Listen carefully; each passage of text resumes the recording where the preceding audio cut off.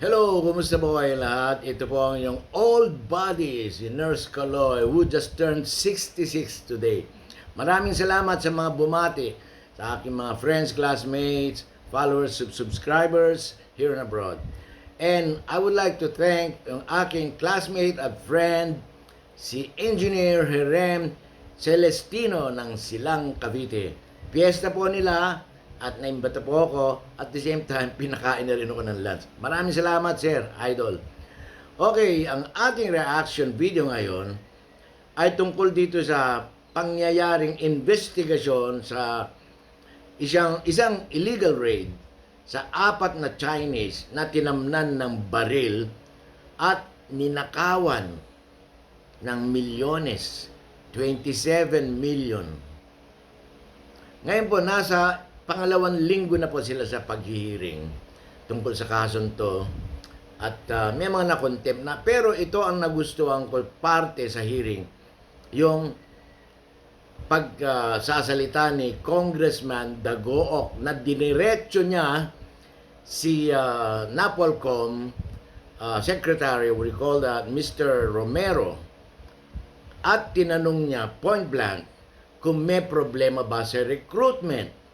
Bakit nagkakaganon isip kriminal or kriminal utak ng mga pulis at tulisan?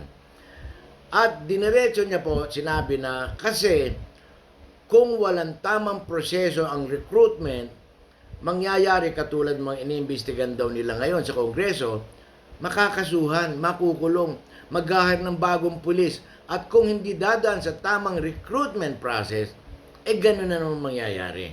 Paulit-ulit na rin daw ang investigasyon dyan sa Kongreso. Kaya ito po yung gusto kong bigyan ng reaction. Ang tignan nyo po, si Congressman Dagook at saka ang NAPOLCOM, National Police Commission, na nag-hire ng mga kapulisan. Yun po ang kanyang tanong. Bakit maraming utak kriminal sa PNP? Marami, hindi lahat. At utak tulisan, isip tulisan. Yun po, at ginawa ko reaction video nito kasi may mga netizens tayo na nagbigay ng kanilang komento. Sasabihin ko po, ang isa sa mga nagkomento, sinasabi niya, kaya nagkakaroon ng mga palpak, abusadong pulis, dahil sila ay, of course, yung iba dyan, nakagraduate ng high school o kaya high school, college graduate, na ibang kurso. Unang-una, dapat katulad sa nursing, kami ay nag-aral ng nursing bago kami naging nurse. Yung ibang kapulisan kasi, nag-aral ng siguro commerce, nakagraduate ng college, pero wala silang alam sa criminology, magpagkapulis. Doon pa lang sila natuto sa academy o PNPA. And then, isa pang dahilan daw ay yung marami padrino. Merong backer o backup. May kasabihan nga, it's not what you know, it's whom you know. Kaya nakakapasok yung mga kapulisan. Meron din nagsabi netizen, bumabagsak daw yung anak nila sa neuropsychiatric test. Pero nakakapasa sila pag nagbabayad. Ayan po ay isa lamang sa maraming dahilan. Pero ito ang nagustuhan kong komento ng isang netizen. Sandali lang po. Ito po.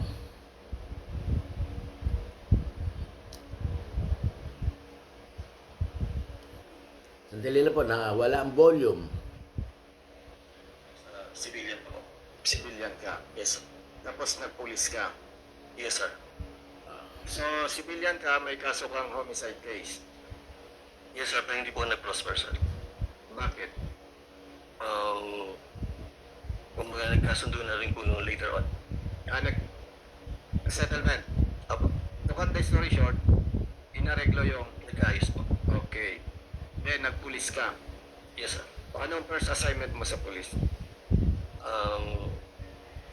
Nag-PMG po ako noong time na yun, 2007. Provincial Mobile Group. Apo, Saan?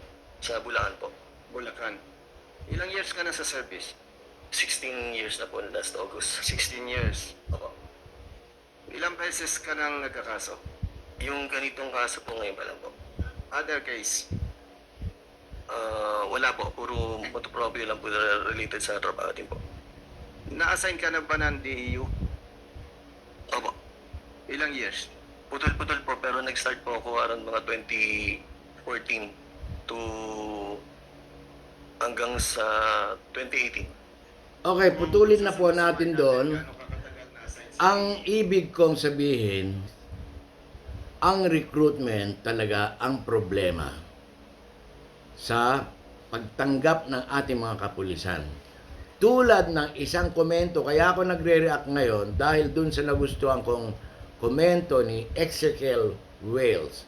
Ang kanya pong sinabi, nabasa ko na po kaya, sasabihin ko lang.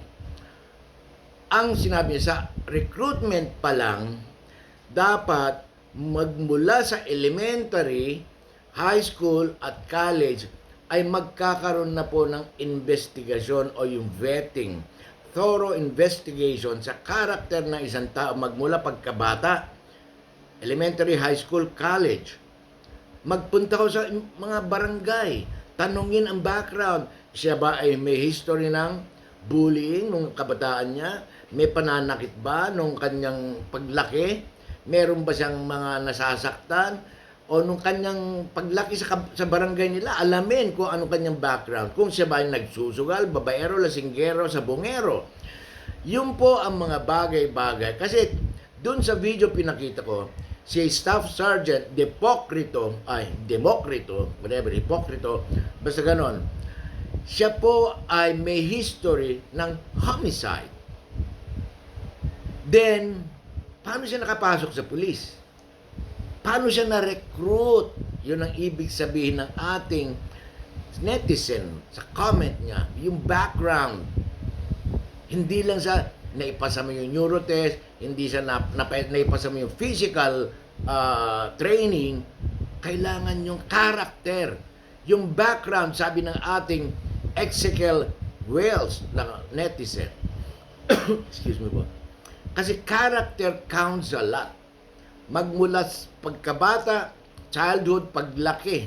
Kasi ang criminal mind na tinatawag ay nakikita po yan mula pagkabata kung meron sa mga history ng abuse, siya ba ay napabayaan, nagkaroon ba ng mga history ng physical, mental abuse ng kanyang kabataan, na kanyang dala-dala ang kanyang paglaki.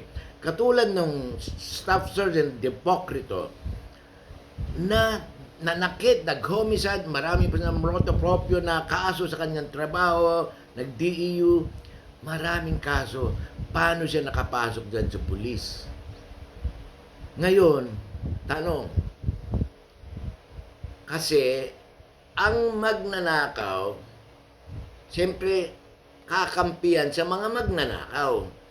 Kinuha si magnanakaw para magnakaw sa kanilang team, katulad nangyari kay Mayo dun sa Shabu sa Santa Cruz. Bilyones ang pera dyan. Na-dismiss na yun si Mayo, tinapon sa ibang lugar, ibinalik sa Metro Manila, kinuha siya sa drug team, sa PIDEA. Dahil siya ay magaling magnakaw. Ganyan din po kay Staff Sergeant. Yun ang sinasabi ng ating netizen, yung recruitment process, paano nakapasok ay Staff Sergeant na yan sa kapulisan. Ngayon, Congressman Dagook, the question is answered by one of our netizen. Kailangan yung character background check from elementary hanggang adulthood sa kanyang barangay, elementary, high school, college. Then you do the vetting thoroughly.